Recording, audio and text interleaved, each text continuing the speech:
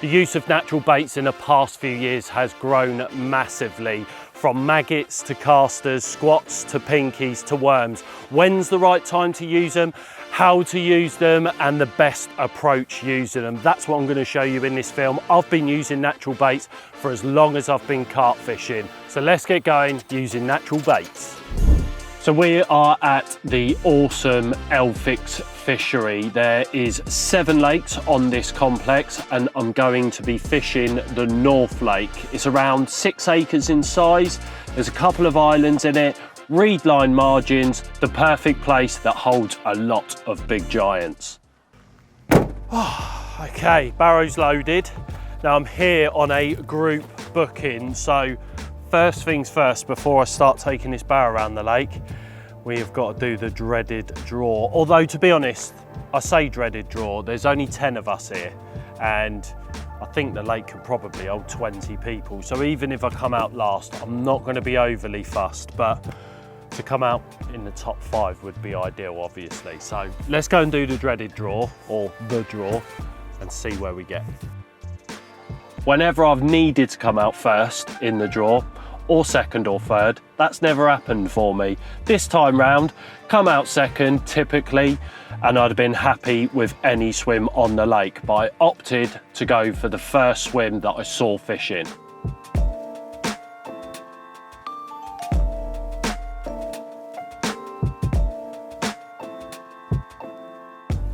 That is one loaded barrow. I bet you're all thinking, does he need all that kit? But we've just been talking in the car park, explaining the fact that I will probably use absolutely every item that's on this barrow. It's madness, look at it. But made easy, obviously, with the power barrow. Nice, right, so we are in peg 1 on the road bank, for anyone that knows the North Lake at Elphicks.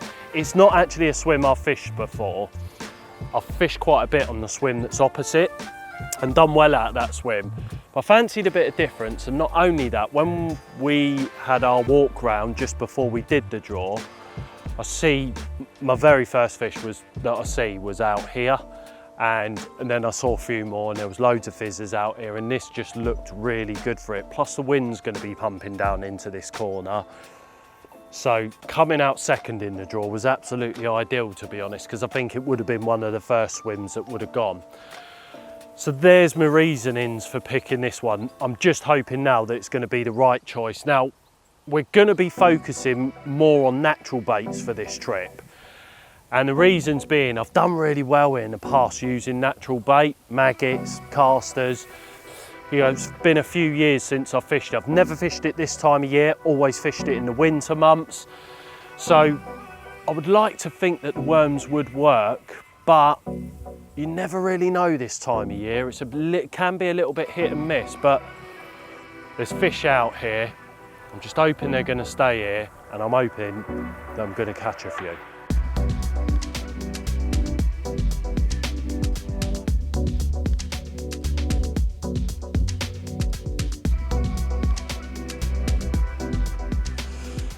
Here we go with the first rod then. So I'm going to washing line this to my left hand margin as you stood in the swim. I've already cast the bare lead over without the rig on it, because you don't want to damage your rig and get caught up in the trees. It's obviously a lot easier if you do that just by casting a bare lead. So that's what I've done. And then I've got all my bait ready, round in the swim, come round to where I've obviously cast the lead. And then behind me, you can see I've put a storm pole in, and that's got one of our dumpy bobbins on with one of our slick clips on top of that. And what that does is allows me to fish a slack line into the water and then a tight line back to the swim. Now, hook bait wise, I'm going in with some fluoro pinkies on this, something that I've sort of kept to myself for the last couple of winters and done very, very well on. And that's with a bit of our standard plastic pink corn on a Ronnie rig. Seen the Ronnie rig before, don't need to explain it anymore, of course. Now all I'm going to do is put this out there with the baiting pole, and the bait I'm going in with is a lot of everything. So I've got dead maggots in there, I've got chopped worm, some bug 8 millers, a little bit of sweet corn in there, as well as some fresh caster from my local tackle shop as well. Really looking forward to this trip. Can't wait to hopefully get one as soon as possible. Now, I am a little bit dubious about the small fish that we've seen about, but unfortunately it's one of them things. It's all trial and error, this natural fishing malarkey, so we'll see what happens. But I am absolutely buzzing for it all the same. So right, that's that in place. Let's get some bait into that spoon. La da da. Oh, he's a bit windy, youth.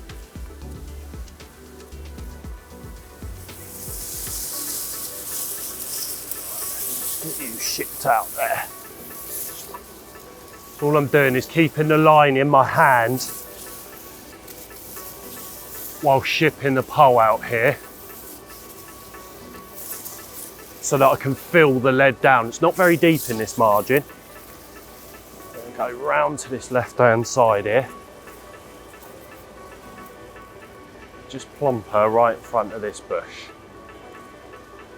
Right.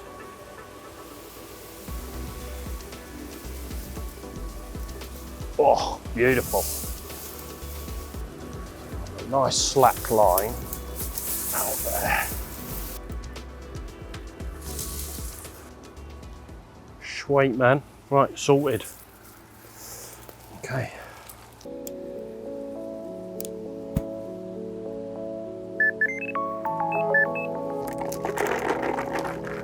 The natural baits that I've chosen to bring for this trip then, worms. Now I like the medium dendrobinas. They're the ones that I like using, not only for the hook baits, but for chopping up as well. I've noticed some people do get it wrong with the worm side of things, where they chop them up a bit too much, but we'll go into more detail about that later on in the trip. Now hook bait wise, I'm going to be using fluoro pinkies. Now this is something that I've used quite a bit in my angling in the winter, kept it to myself as well. And what I love about the pinkies, not only the colour of them of course, but they're, I believe, from a different fly, like more of a fruit fly, because pinkies, they always got this sort of sweet scent to them. And that's what I love about pinkies, is they've got that totally different smell to the ever faithful maggots. Now maggots, everyone, you know, knows that carp absolutely love maggots, but so does everything else, of course. So you do have to be wary of using natural baits on lakes that have got small fish in. But red maggots is my choice of colour for this trip, and casters as well. Nice fresh casters from a local tackle shop.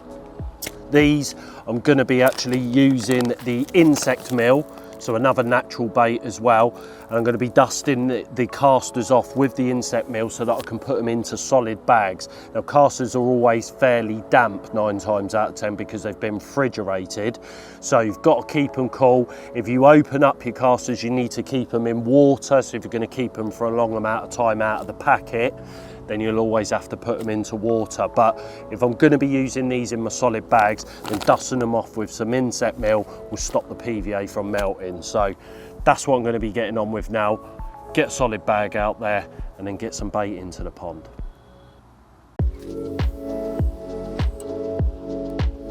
All right, that's the one.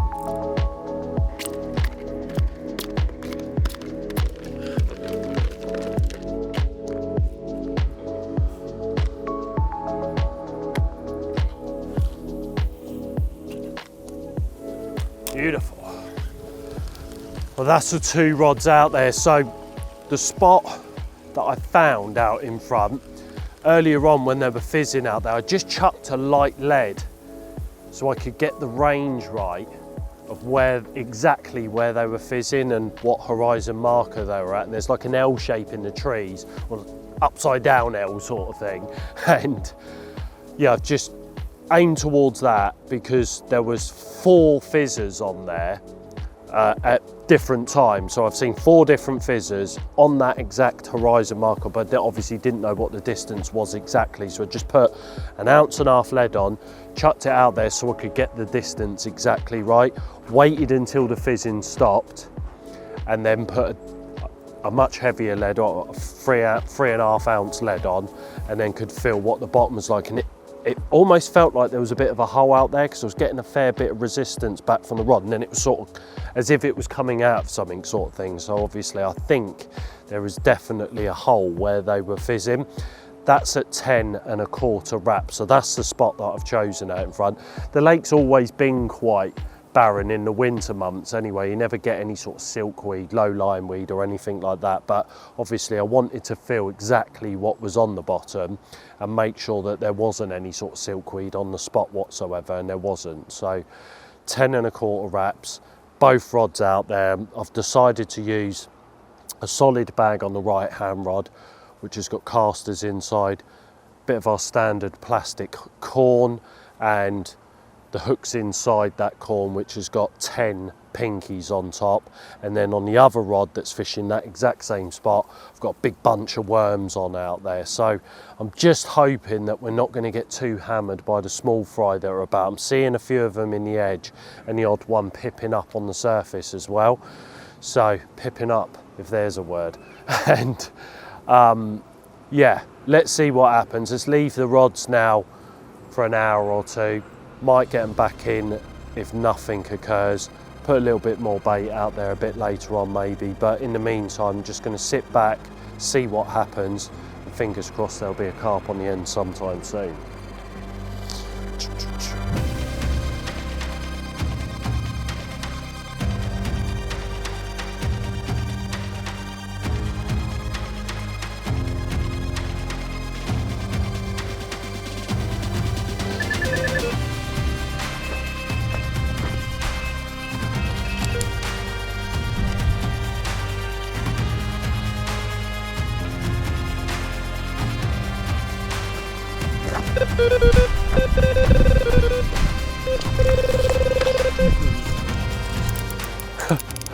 Well, we've had to have a tactical change because the naturals are getting hammered by the small fish. So I decided literally on darkness, it was dark when I put these rods out, to put a bed of pellet out there on the washing line rod and on my right hand rod. Well, the right hand rod is the rod that I'm playing at the moment, and the left hand rod is the fish that I've not long landed that is now sat in the net here. So we've got a double take and it's obviously working. So I don't know how I'm going to net this fish because the net is the other side of the middle rod here, and I'm playing this fish here. Ooh, he's not a bad common either, on the left hand side of the swim, which isn't ideal. I've not long got out of bed, so I'm not too sure what I'm doing at the moment. I could do with 2 nets, I know that much, which is always a lovely situation to be in, of course. Right, how am I going to get you in? Can I get him under this rod and then net him? That's it, swim that way. Oh, he ain't a bad one. Oh God, I could really do with a second net here. Right, let's go back under that rod, put the back wind on. There he is there. And we'll have to net both fish in one net somehow. There he is. Right then, you come on then, straight in first time would be lovely. Yes! Double whammy. Lovely jubbly. Good tactical change that. Like it. We'll speak about that later. In the meantime, we've got 2 fish to sort out. Lovely jubbly. Call that common in. That's a bad one, him. And there we go. Fish number 1. This one come from the washing line, and like I said, I had a bit of a tactical change with that. We'll talk about that a bit later on. But a lovely start all the same. 23 pounder this one. He's got a proper cool tail, him. Look at it. Oh, folded tail. The sergeant. Folded tail sergeant, we'll call him.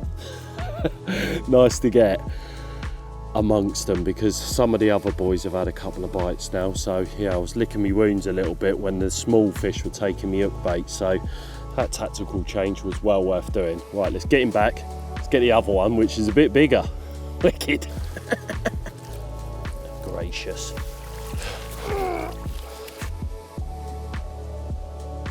$31.6. Nice.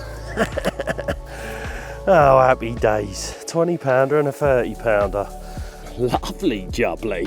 That will definitely do. God. And it's actually on a new spot as well, and a spot that I baited right on the Death of Dark. And yeah, not easy for Ben because I didn't even tell him about it, to be honest. So we'll talk about it tomorrow. But in all honesty, from what we've been saying at the start, all about the naturals, forget that. It's all about the pellets, and as good as natural baits are, I think if you put the right bait in the right spot, then you can catch beautiful ones like this thing in my hands right now. I'm absolutely buzzing with that. That is a wicked carp. Yes! Nice!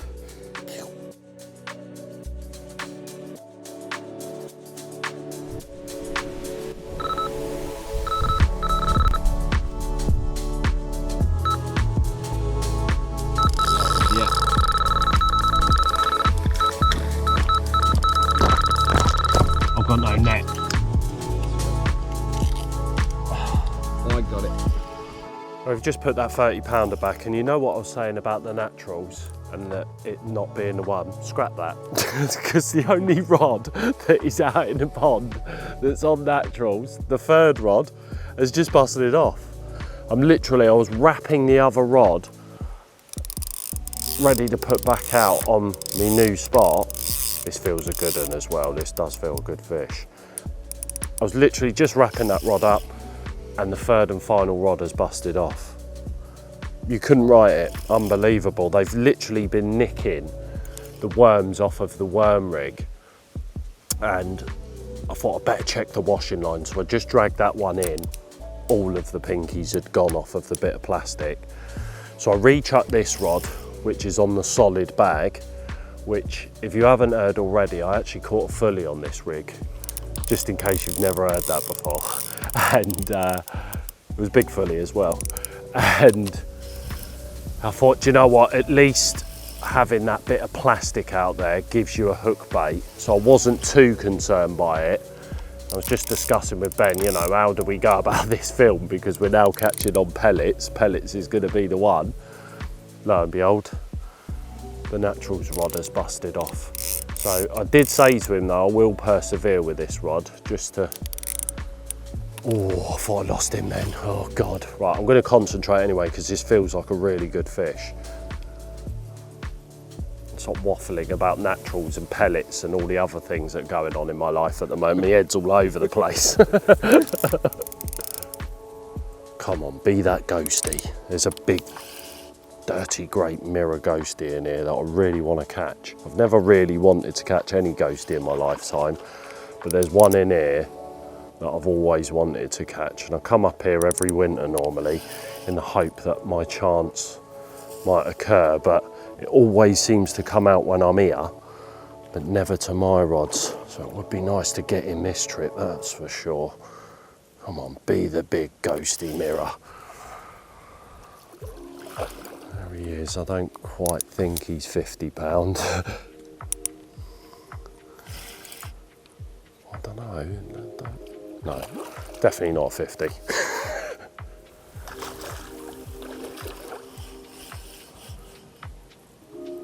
Rubbish backwind. No one likes a backwind. There he is. Still can't see him properly. Right, here he is. Oh, where are you going?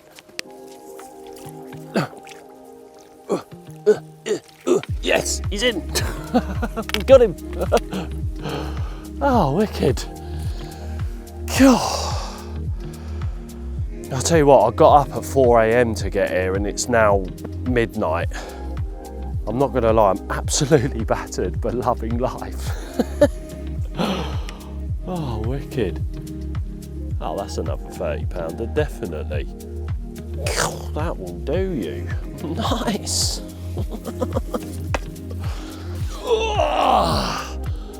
How's about that then? Well, this is a first for me. I've never had 3 consecutive bites like that off of 3 different spots before, ever. Never ever had that before. Like one after the other, plus they're getting bigger. This one, 33 pounds. So they're getting bigger with every bite, and he's proper thrown a spanner in the works, this one, because this is on the rod, obviously, that was left on the naturals.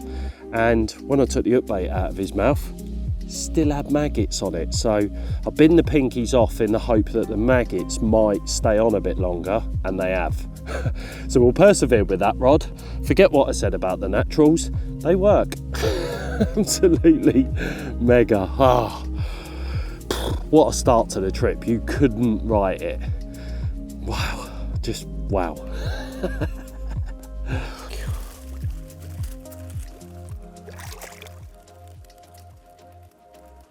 Into the glue.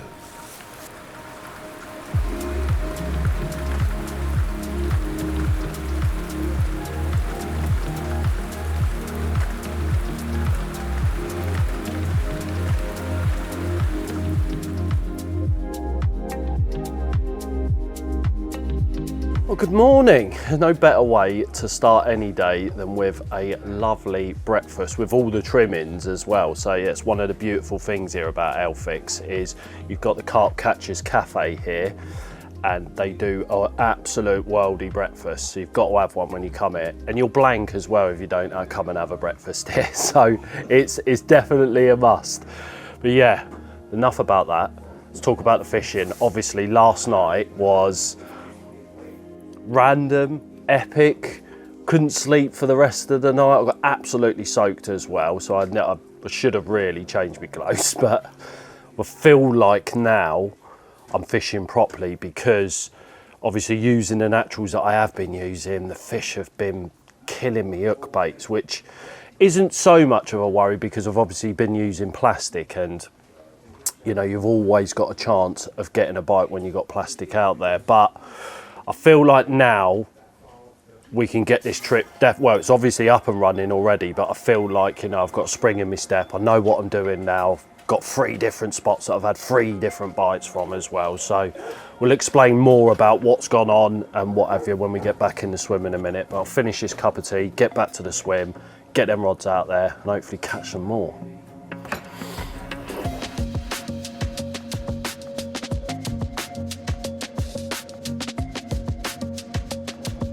Well, the big change that was made last night, which wasn't ideal for filming, probably shouldn't have done it right on the death of dark because poor old Ben couldn't film it, but I sort of sat here yesterday, obviously fishing naturals.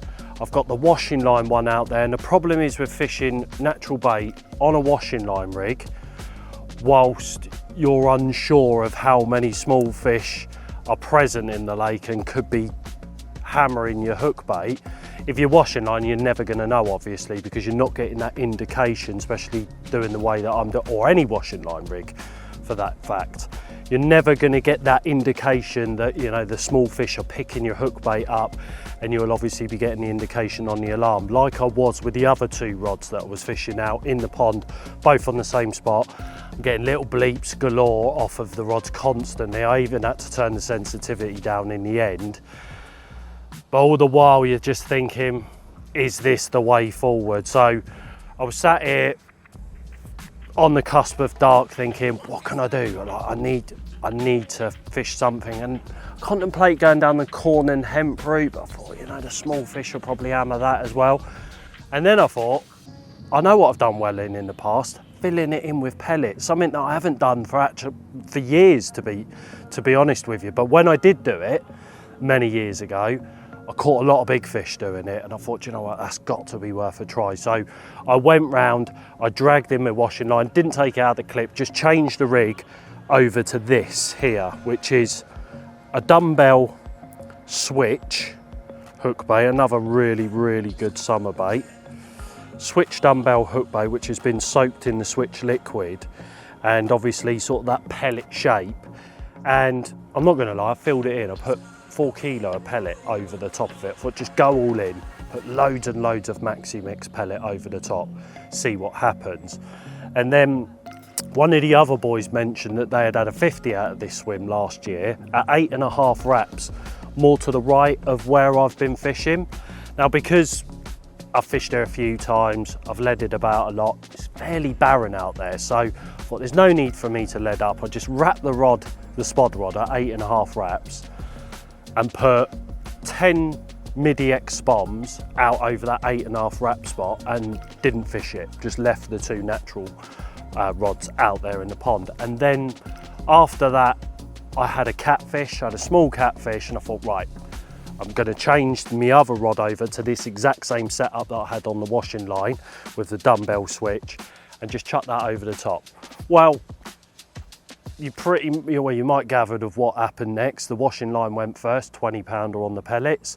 Then the right-hander went, again on the pellets with a 30-pounder.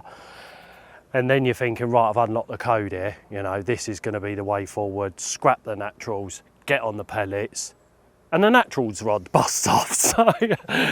So all the while, I've learnt loads. You know, I've learnt the fact that I changed from the pinkies on the naturals rod over to maggots in the hope that they might last a little bit longer. I am going to carry on with the naturals on that one single rod because I do feel like if I can get them going out there, I'll get a bigger fish off of it. And the one that I had last night was the biggest fish out of them 3 bites, 33-pounder. So it's worth persevering with the naturals on one of the rods. I feel like we're getting somewhere now. The trip started off well. I've now got 3 spots that I've had bites from. I've got the baiting situation, I feel right. It could all change within a heartbeat, of course, but at the moment, I feel like I've learnt loads. I've only been here 24 hours and I haven't had a rod back out in the water all morning because we've been up and had a lovely breakfast. So let's get the rods back in the pond and let's hopefully start catching.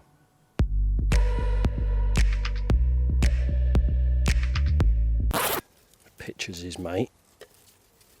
It's out. I don't quite know how that slug ended up in there because the pole was lent up into the trees, so why slugs are roaming around in trees, I'll never know. It must be a Kent thing.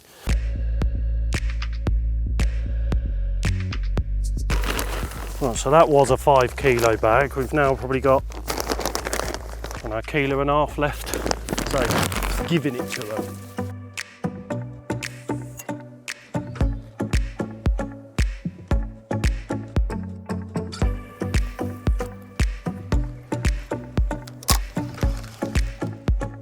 The other day at the house, one come over like that, calling. That's a bite, you. That is a cat. Oh, painful. So unfortunately in here, there is a few catfish about, which is rather annoying. And that's why I like coming here in the winter, because you don't catch them in the winter. So yeah, I've not long put this rod out. Loads of maxi pellets. And yeah, obviously catfish love a bit of pellet. They don't tend to like the switch because I've had friends fish with the switch out in France and all his friends caught cats, but he didn't. But obviously fishing one switch dumbbell over kilos and kilos of pellets, I'm not too sure the cats are going to avoid that hook bait, unfortunately. So I do believe that's what we're playing at the moment, not that I've seen it. And that I've had it in the past where they've turned into carp, but I'm adamant that this is a cat. So we'll get him in and curse a little bit and get the rod back out. Oh, there he is. Can get in there.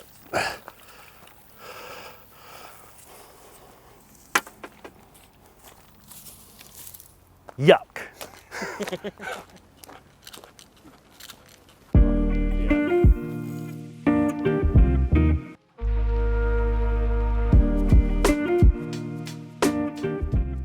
So on the naturals rod, the rig that I'm going to keep going with is my solid bag rig. Now, one of the main reasons for sticking to this one rather than the worm rig is because of that bit of plastic there. Now with the worm rig, although there's a little bit of foam there, it's not really a hook bait that I would be happy to fish on its own. Bunch of worms on top of it all day long, brilliant rig. No worms on top of it and a tiny bit of brown foam, whatever colour it is, because I'm colourblind and got a Scooby, wouldn't be the one really. So at least with this pink bit of corn, then you know I'm always fishing with a hook bait. Now inside there I've obviously got a size 14 hook. Always use a barbless as well if you're going to use this, because what you tend to find if you use the barbed match hook inside that corn, it always pierces the maggots. You don't want to pierce them really, and plus that keeps them on that hook, especially if they're being pecked by the little fish. Keeps them on there a lot longer, I feel. And then we've explained this solid bag rig a fair bit, you know. If you haven't known, or if I haven't mentioned it in the past before, I actually caught big fully on this rig and it was £60. Impact lead as well, that is an absolute must for me, game changer, the impact lead, and it's fished on a drop-off system where you've got the plug in the bottom there, so as the fish pulls away from it, feels the full weight of that lead, that plugs out at the bottom, and then you're left with the lead just on the line like so, so it's almost like running. Once they shake their head, that lead disappears and you're left with just that on the line. So that's what I'm going to persevere with and what I'm going to stick with. Now what I'm putting inside the solid bag is, if I get my trusty brand new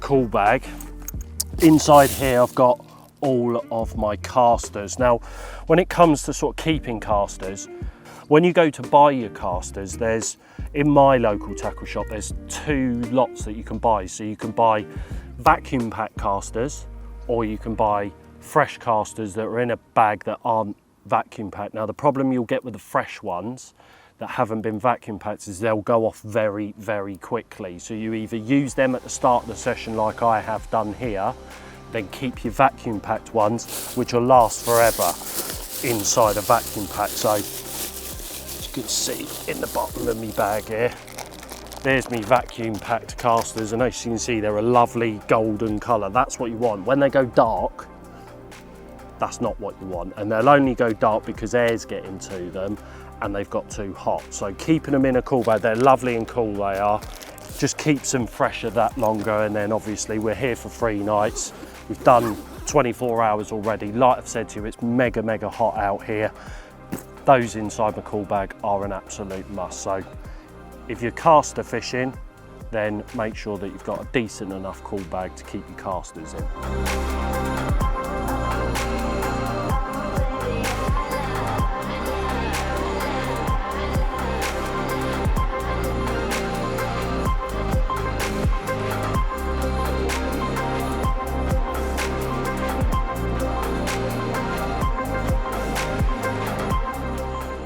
The rest of the day passed quietly with only the catfish coming along. Dreaded things. With the evening drawing in, the right-hand pellet spot was rebaited with 10 spoms, and the naturals rod, which was rebaited with around 12 spoms, and I recasted both rods. The maggots were still on the rig, which was a right result, including some accurate spomming as a grain of corn was on the hook. Let's see what tonight brings.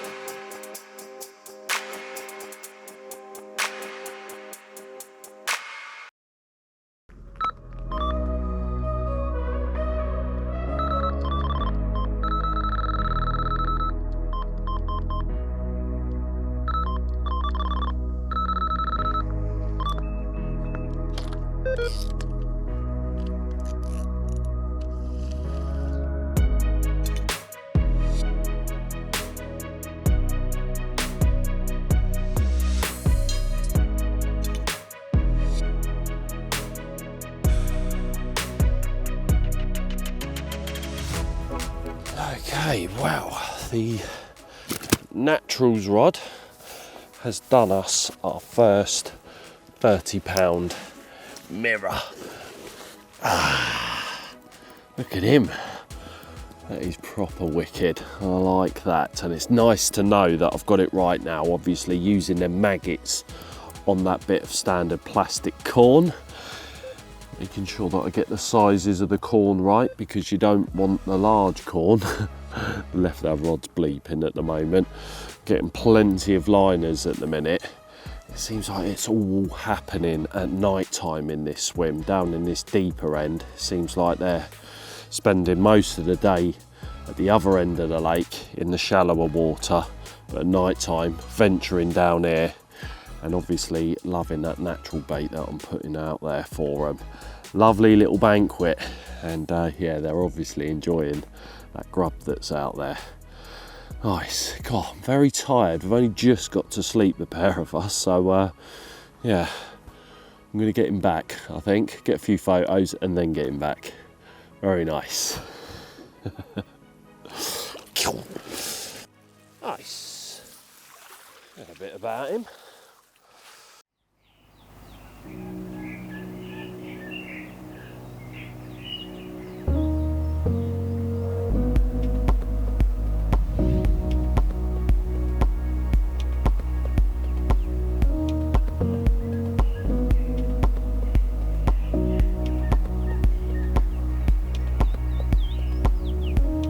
After last night's £30, unfortunately not a lot's happened. It's looked really good in the swim this morning as well. There's been a fair bit of fizzing going on, which we've not had in the morning since we've been here. So yeah, I'm a little bit gutted that none of the other rods have busted off. Them pellet rods that I've got out, been very, very quiet. I thought maybe something might be wrong with them, but brought them in absolutely fine. So I think what I might do is just leave that pellet rod out for the day today and just assess the situation as the day goes on. Now it's obviously boiling hot, so I might put a few floaters out there, see if I can get them going on the surface, but at the moment very quiet. I've put the naturals rod back out, put a bit more of the gubbins over the top of it as well, and I don't know, just because of that fizzing that's been going on this morning, it's felt right for it. So that rod's gone back out, and we're hopeful that that might bust off at some point today. But whilst we're still on the naturals buzz as such, just want to talk about how I keep my maggots. It's totally different in the summer to how you keep maggots in the winter. So in the summer, what I like doing with my maggots is suffocating them. So the joys of our buckets is they're fairly airtight. So you can put a gallon of maggots in here, put the lid on it, and then that will suffocate them. And then what you'll get every time you open the bucket up, you get a few that are wriggling about, but a fair amount of them are sort of just lying there flat, not doing a lot, and they look like they're dead, but they're not actually dead. And then when you lift the bucket off, they start wriggling, as you can see already, and they'll do this in the summer very, very quickly. They'll come back to life almost instantly if you ripping the bucket lid off, which then, you know, bodes well for obviously your maggot hook baits. You always want wrigglers on the hook baits. So I wouldn't put any of the suffocated ones onto that hook that's sat inside the corn. Always like them to be as lively as possible, so they're moving around, just giving you that maximum amount of attraction around the hook bait. But what I won't mind doing is spodding them out when they're still suffocated, because I find that they won't obviously wriggle into the silt, and then, you know, you'll get a nice carpet of sort of suffocated maggots over your spot. Whereas, so in the summer, suffocate them. It's definitely the best way forward. In the winter, however, I don't like suffocating them because it takes a while for them to come back to life, because it's obviously freezing cold. You know, it takes a while for them to get moving and get going. So what I like to do in the winter months is put the maggots, you can get about 2 gallon in here, which is about right. You can obviously get more in, but 2 gallons about the perfect amount in one of our large buckets. Leave the lid off of it. So I don't, you know, I'll get my maggots the day before I go fishing. I'll put them in the back of the van and not put the lid on it, which I know some of you might think that's absolutely crazy. I wouldn't like to do that. But as long as you're putting maize meal over the top of them, then that will stop them from sweating, keeps them nice and fresh, The cool air outside as well keeps them fresh. They're not wriggling around like mad like they do in the summer. So that's the way I like to keep my maggots. In the summer, suffocate them. In the winter months, leave them, just keep putting that mayonnaise meal, I was going to call it, because that's what they call it in the shop down our way. Keep putting mayonnaise, not real mayonnaise, it's maize meal. That's the best meal to put onto your maggots to keep them nice and fresh.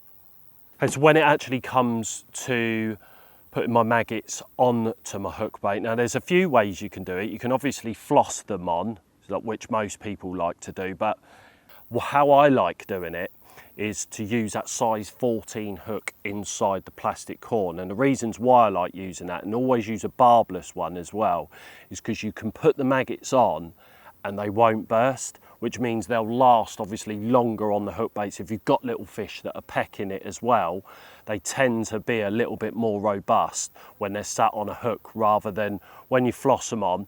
9 times out of 10 you'll end up killing them because you've burst them. They're not moving around as much, so the attraction there isn't as great as what they would be sat on the hook. Not only with that hook in the corn method, it's easy. It's nice and easy. You pull the hook off, you can whip 10 on before you could even thread a bit of floss through a needle, to be honest. It's nice and easy, nice and quick, gets it back out in the pond quicker and gets you more bites.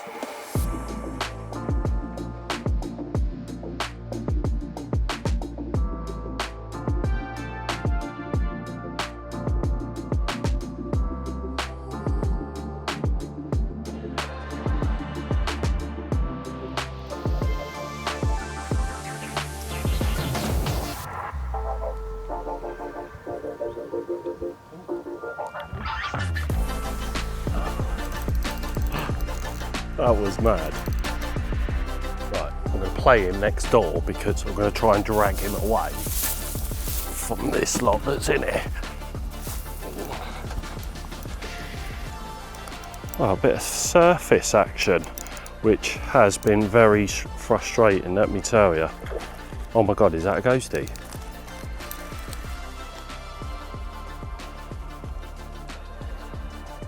That's a ghostie. Is it? Yeah, that is. Is it the ghostie? I don't know. Oh my God, imagine if it was.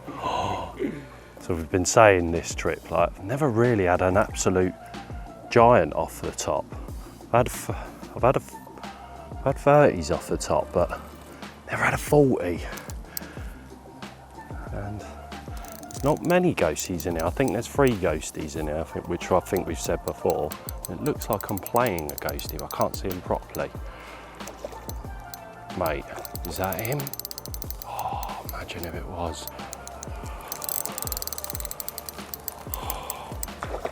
I'm absolutely crapping myself here because that does look like a ghostie. And yeah, we've not seen any ghosties taking the mixers. And I chucked out, well, I put a spommer mixers out there. It's been very difficult all day, as surface fishing always is. And I put a spommer mixers out, chucked behind it, reeled it into, no, easy. That's not him. And yeah, I sort of brought the float back in amongst the spot of mixers that I put out there. First one they took was the hook bait, which never ever happens. He is a ghostie, but he's a small one. But we will take him.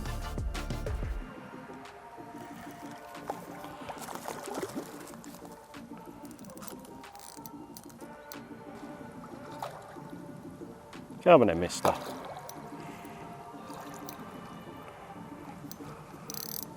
Here he is. Come on then, you. And boom, got him. Yes. Are they still having it out there? Or do they know their mate Jeffrey's gone? Oh, he's wicked. That's obviously the small ghostie. One out the way. 2 more ghosties to go. And there we go.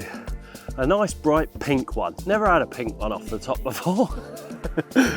But no, wicked. You got the heart racing. When I saw that ghostie tail come out of the water, I thought, oh, is it him? Is it him? But it's not. This must be the smaller resident that's in the pond, but more than welcome, especially off the top as well. Come out of nowhere and a great bit of fun. It's getting back because they're still feeding out there and there's a good chance of that 40 pounder off the top, which would be lovely jubbly.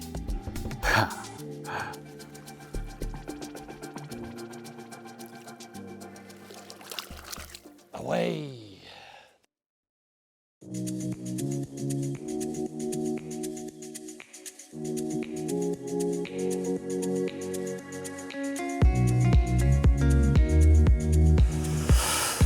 Well, unfortunately, they completely stopped feeding off the surface in the swim. They're still here though, but they're just not having it. So you've got to take all the positives. There's definitely more fish in the swim than we've seen since we've been here, to be honest. But not only that, we've seen the big ghostie out here. This one that I really want to catch. I think we're going to have some food and then get some natural baits out into the pond. I want to try and leave it as late as possible because I feel like I'm getting away with it more. There's so many small fish in here and they're just rife throughout the day. But the later I leave it, the later I put the bait in. Obviously I've been getting bites off of the naturals. So I'm going to put 2 back out there. I'm going to put 2 solid bags back out there with the casters.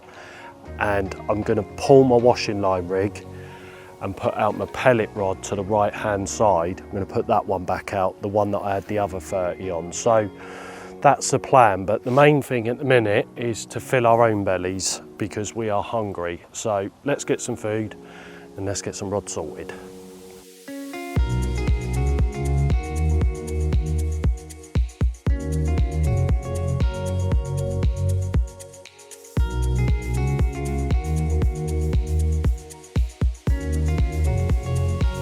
Just getting the rod sorted for this evening then, and I've just put in a fair amount of pellet. I've found a large spawn, which is always good. So made light work at 8 wraps. It's the only time I'll ever use a big spawn.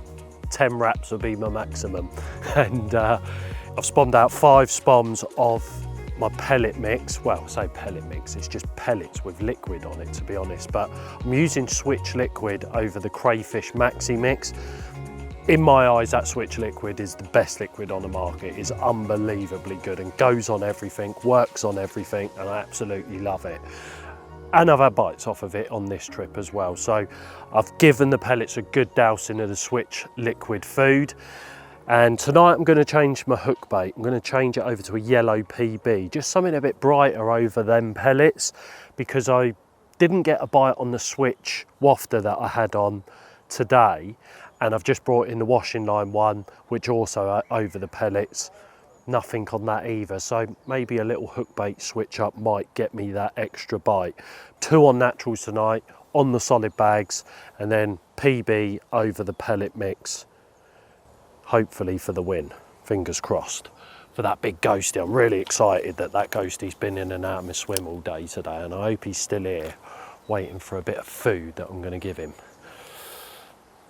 Right, come on then, first chuck. Whole 8.5 wraps. Oh, beautiful. Oh, that hit a fish on the way down. Did.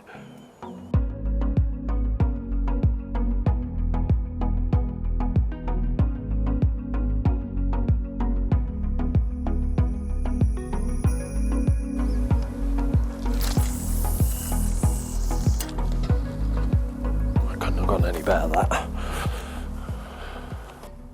Beautiful, beautiful, beautiful, beautiful. Nice. 2 slack line on a spot. Worms then, how I like to prepare them, how I use them, when to use them, when not to use them. And trust me, I've learned the hard way when it comes to not using worms.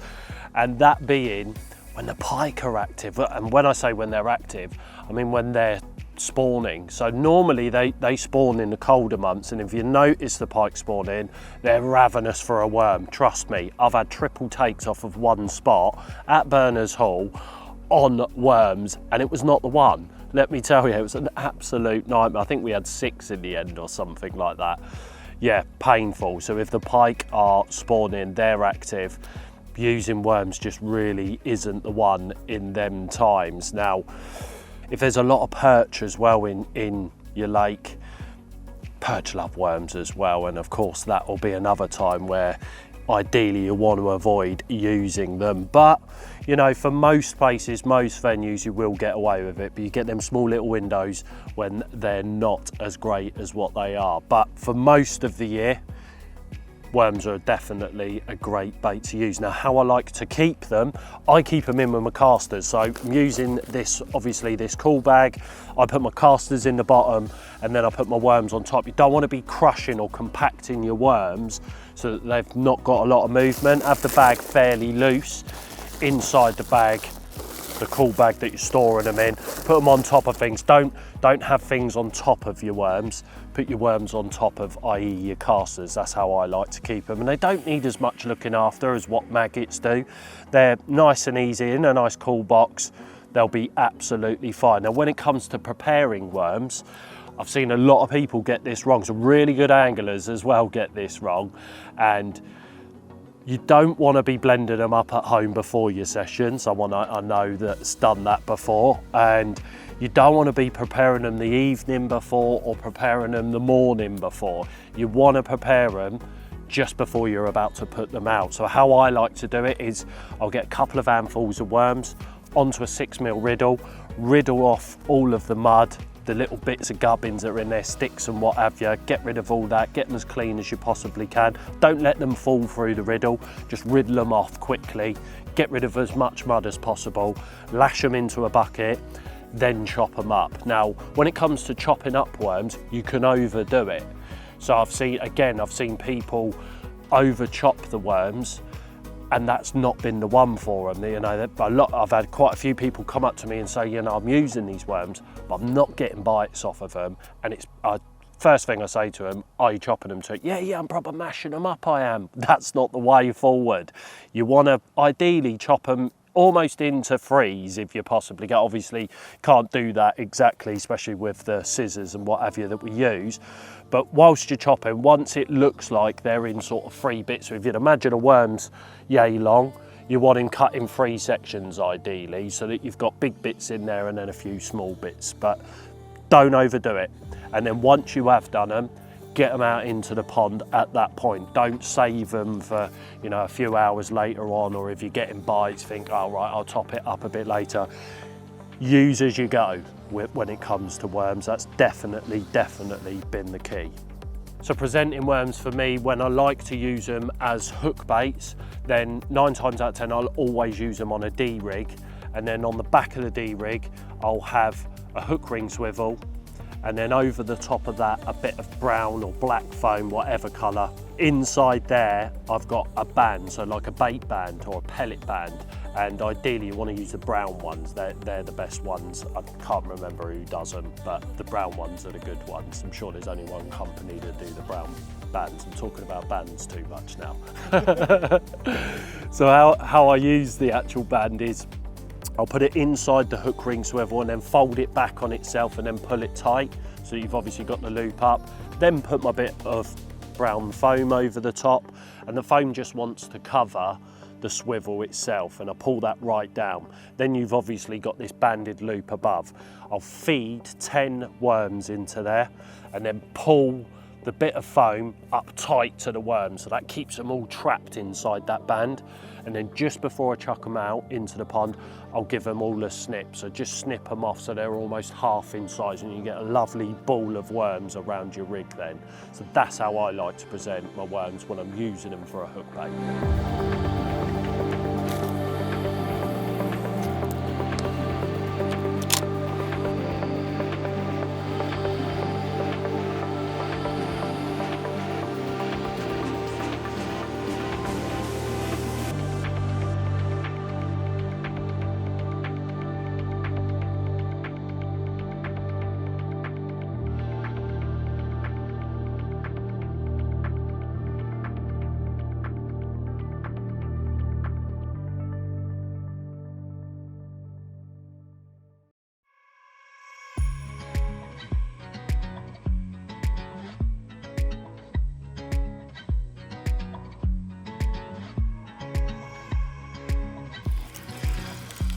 Well, that's it. Unfortunately, no more bites to be had on the very last night, which I really thought was going to happen. But, you know, we can't grumble at that. 3 30-pounders, couple of 20-pounders. What more could you want from any carp fishing trip? So I hope you've enjoyed this film. That's my approach on natural baits. Obviously, we've got a few pellets in there as well. A little bit of surface fishing, but a load of fun was had all the same.